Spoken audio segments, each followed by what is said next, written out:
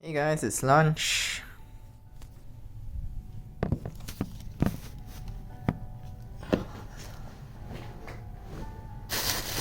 Let's see what we get today.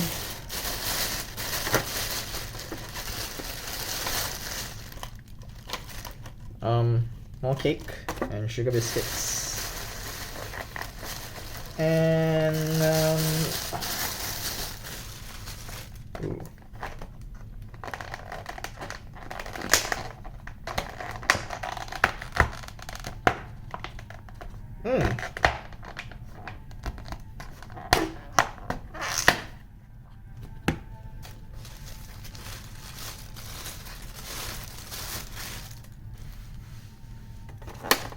Just gonna show you guys in a bit. So I get one wonton. What looks like, I actually have no idea what the hell this is. Right. Kailan, carrots, and lo shi fan, or in Singapore, bee tai mak. Okay, cool. And this is a cake. Right. Gonna get my cutlery.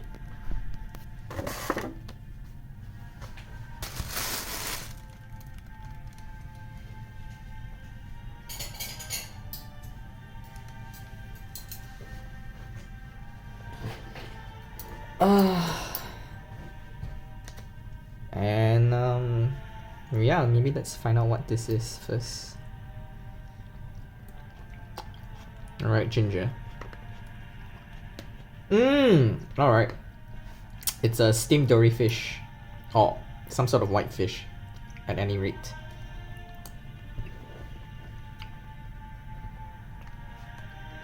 And these are the noodles.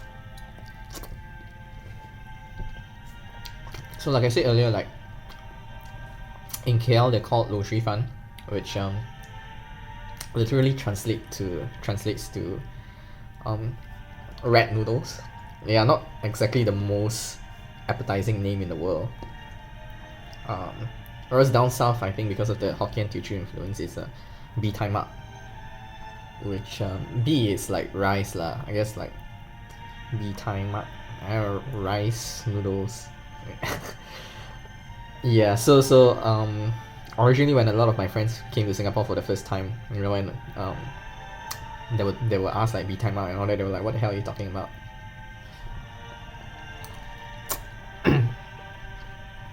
But because I was like, my family actually came from the south and I speak Teochew. It was a phrase that I was actually familiar with, so that helped a lot, at least in adapting to Singapore. Yeah, in the initial stages.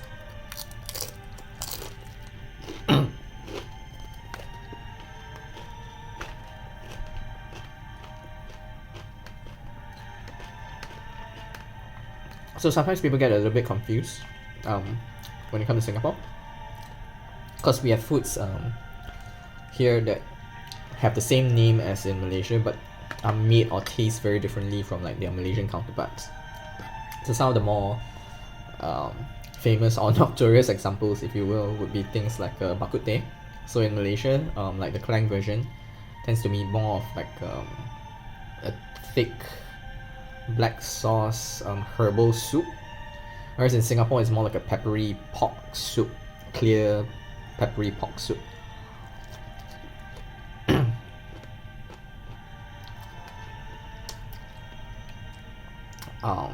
Similarly, things like Hokkien Mee. KL Hokkien Mee is like it's basically like the noodles that you see here, but it's like absolutely it's a different kind of noodles, but it'd be like absolutely slathered in black sauce, with pork lard, things like that. Whereas I think the Singapore Hokkien Mee probably more similar to like the Penang version as well, which is like yellow noodles, tends to be fried with prawns, and then there's like a broth or a thick sauce that goes with it. But it's like not black sauce lah. It's not the sweet, salty black sauce that kale Hokkien Mee comes with.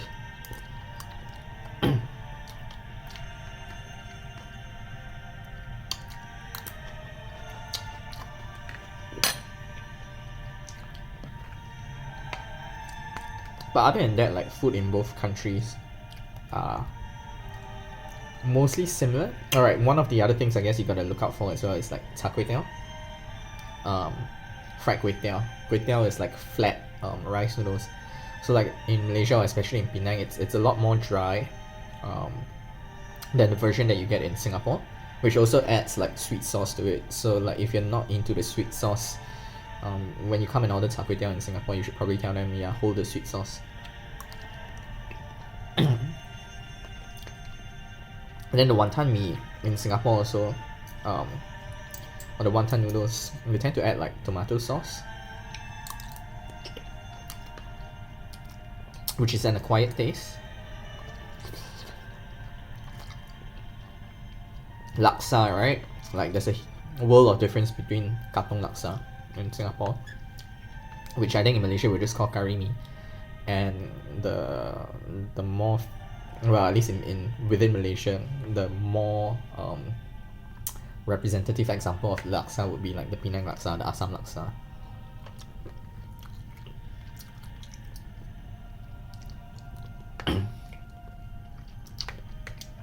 Which has like a sour fish-based broth.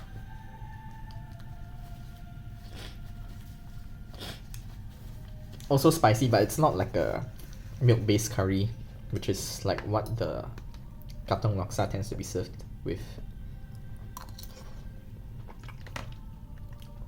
So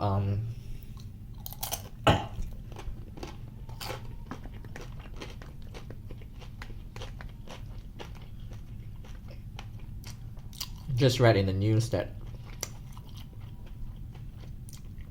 Malaysia Kini, like Malaysia's probably like the longest running at this point in time, like independent online news portal, just got convicted 6-1 by the Federal Court of Malaysia, which is like the highest court, for contempt of court in respect of, I think it's about 4 or 5 comments that were made by its readers, essentially for contempt of scandalizing the judiciary.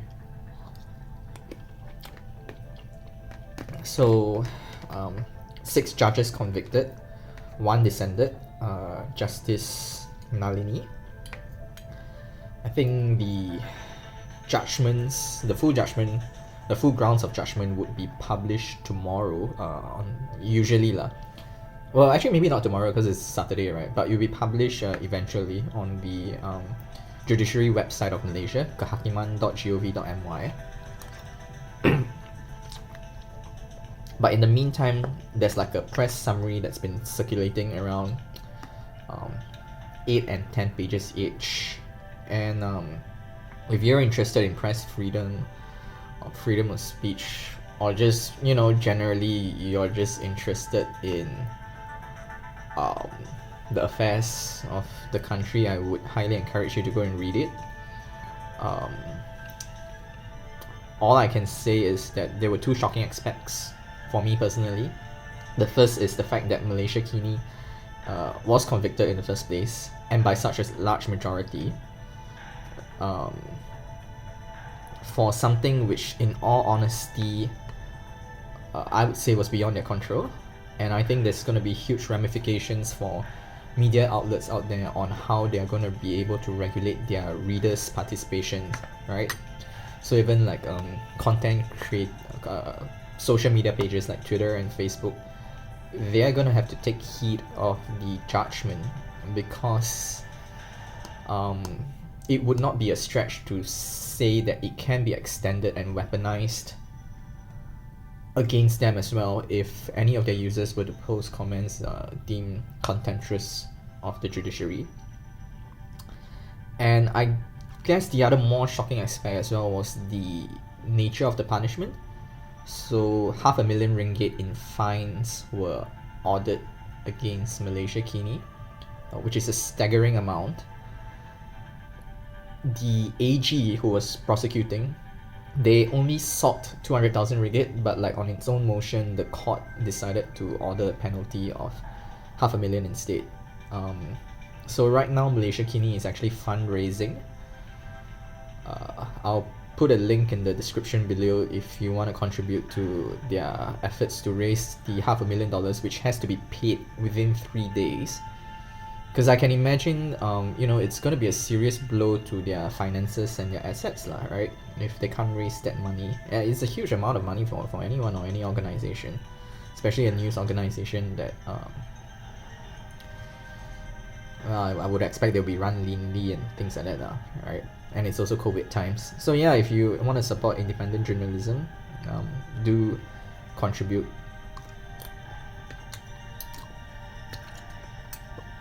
So like I said, there are two press summaries. One is a summary of the majority judgment, which convicted Malaysia Kini, and the other one is by the dissenting judge, Justice Nalini, who argues why Malaysia Kini ought not to have been convicted on the facts of the case. Right?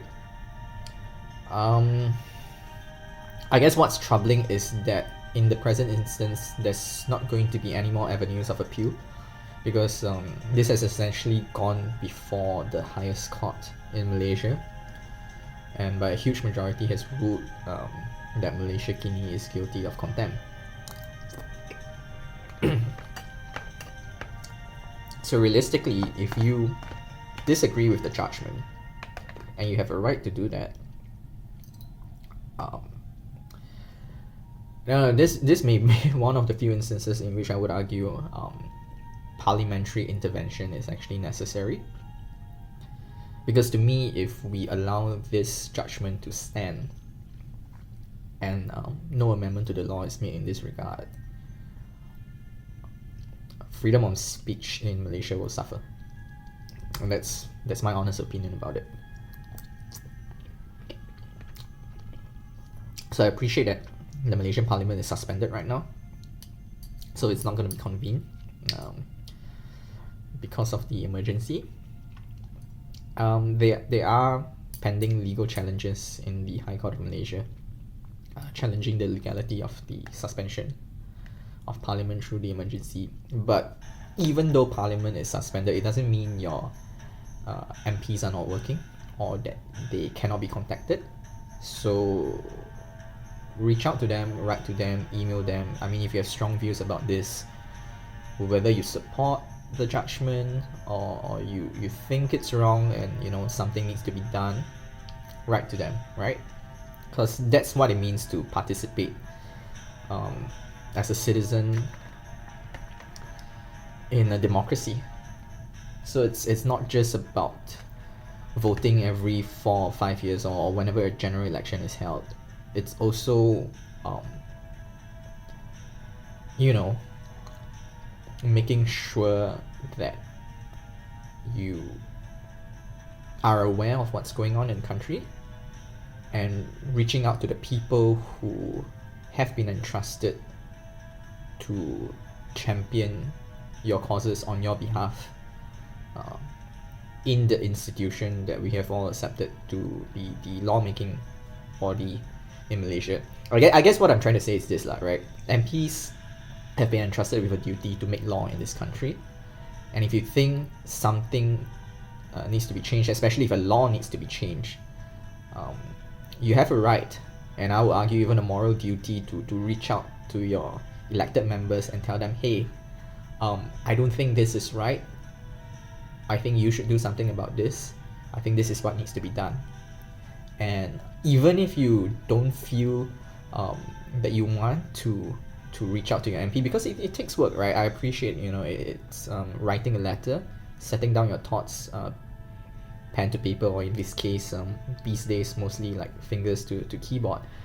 But I think the very least that you can do is probably to share awareness or to raise awareness about what's going on about this issue. Get yourself educated as well. Not everyone has to participate directly. I mean, it'd be great if more people do so, but at the very least, read up about these things.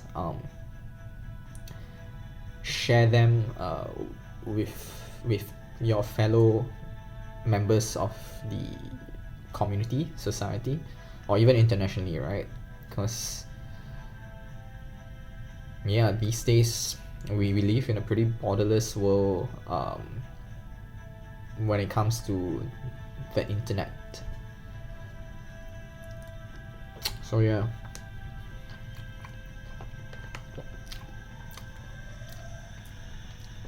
And you can tell that well, if I were to be completely honest, like, I'm seriously disturbed by the implications of the judgment, but I am being more careful than I would usually be in saying more, precisely because of the judgment. So make no mistake, it does have a chilling effect.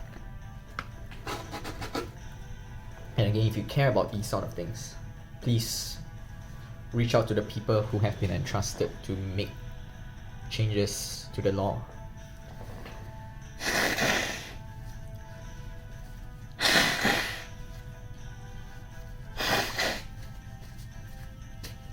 And in the near term, if you want to show your support to our news organizations, who, especially Malaysia Kini, who is essentially been on the receiving end of this particularly unfortunate episode, then do consider donating to them for them to meet their fine.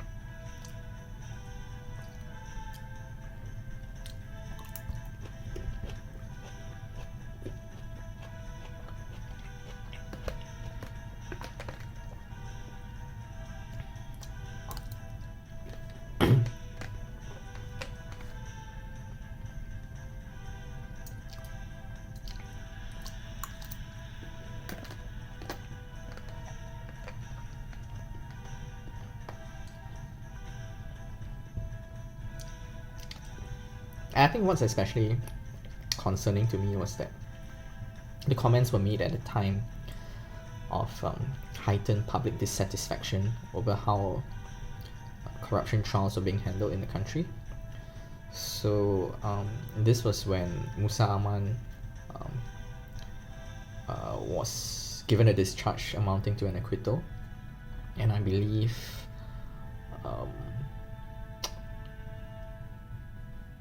who was it? Might be Najib's stepson was also given a discharge, not amounting to an acquittal. So there were all these charges that were pending in court against various members of the establishment being dropped, and people were rightly concerned about whether this meant the prosecution of corruption cases. We were going to witness a trend of such acquittals or discharges, right?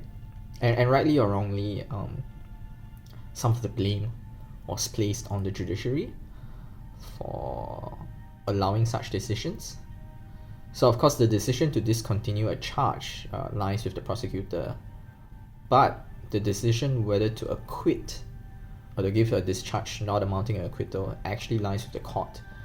So it's not entirely incorrect to say, or at least in Musa Aman's case, for example, that the court decided he ought to be acquitted, right? And I'm not making any comments on whether the decision is right or wrong, because I'm not personally familiar with the facts, but I think it's fair for members of the public, to have an opinion, right? To express how they feel about such things. So it's scary for me that when the commentators express their views on news articles, as is common practice, in this day and age. The news organization in question can end up basically being forced to the brink of bankruptcy, and punished essentially with criminal action, contempt.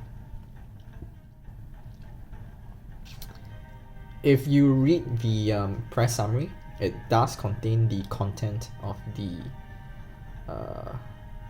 contemptuous statements. So make of it what you will, but that is essentially the threshold or the bar by which the courts now say you have committed contempt of scandalizing or insulting the judiciary. Right?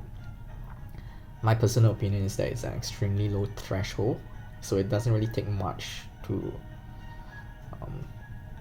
by that standard, to so-called insult the judiciary and commit contempt. So again, I mean, if you disagree, you know what to do lah.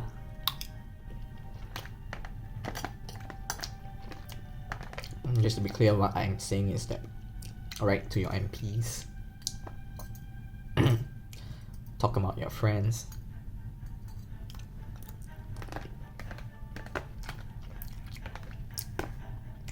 I think we should be respectful, but at the same time also, you know, if we think something is wrong, we shouldn't just keep quiet about it lah.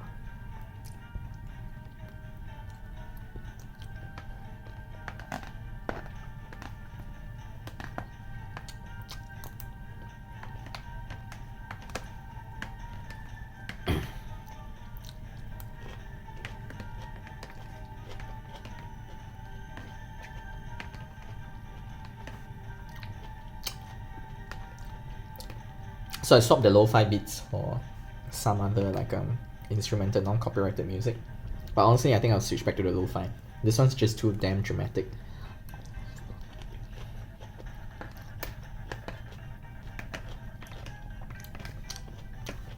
At least the lo-fi gives you that like chill vibe, you know.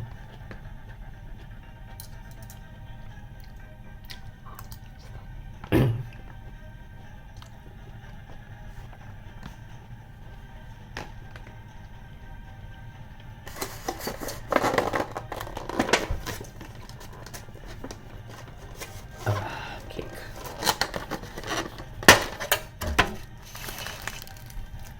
Hey, sugar biscuits.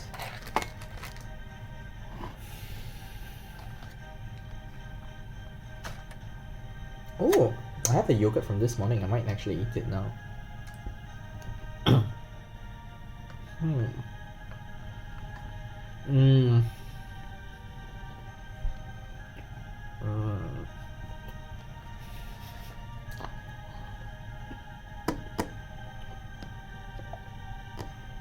It's a green tea cake.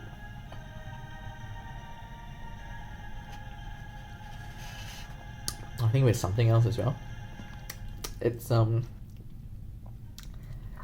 I guess it's just unfortunate that matcha isn't my favorite flavoring.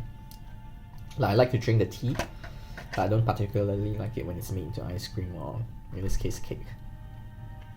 But I'll eat it because it's a good cake.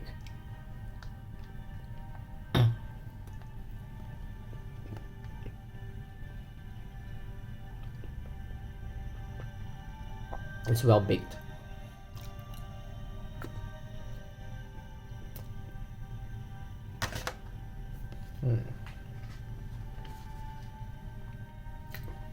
So something kind of nice, like, I guess what I really like about this hotel also is that, you know, they constantly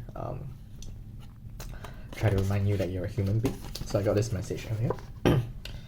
Sending lots of love from our housekeeping team from the hotel. Wow. Thanks. Oh yeah, so last night there was a... Wait, let me go get the yogurt.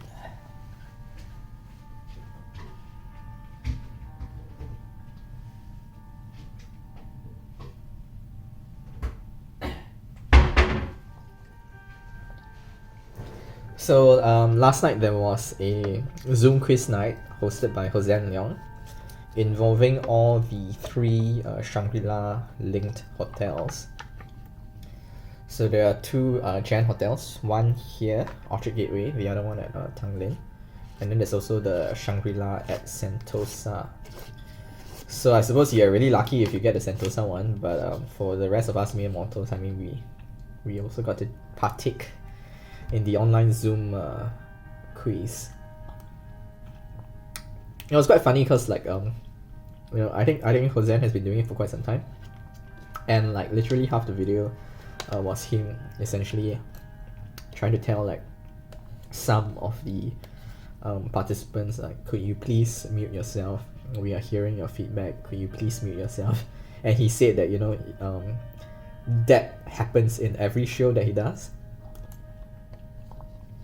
I think it's because he isn't the one hosting the technical host of the Zoom video, so he doesn't he isn't actually able to control who gets to speak and who doesn't. Like some IT person is probably handling it on the back end, and that person doesn't seem to take the cue and zoom the people who are offending. But yeah,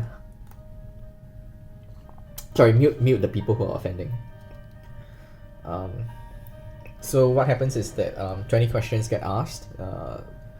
Fastest people to answer get a certain amount of points, and the top 3 at the end of the quiz get dessert sent to them. So yeah, it was slightly infuriating for me because I got 4th. So no dessert, but at least I was in the top 5 lah. I have to say, by the way, right, like this is actually like legit good yogurt. The reason I know is because I actually buy this myself when I was in KL. I think one tub from the supermarket is like 5 ringgit, might be more. So yeah, this ain't like low grade yogurt. This is good stuff. Strawberry flavored yogurt.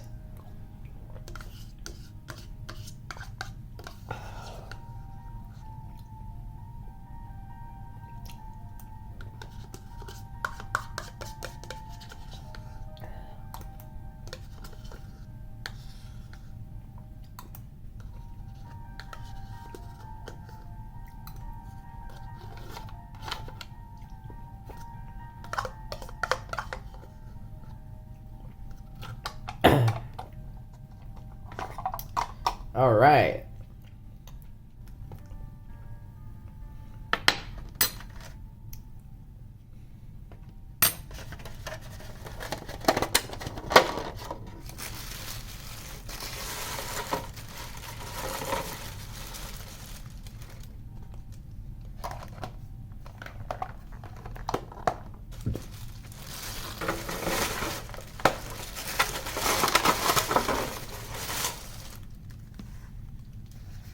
So that's it for day 3 lunch.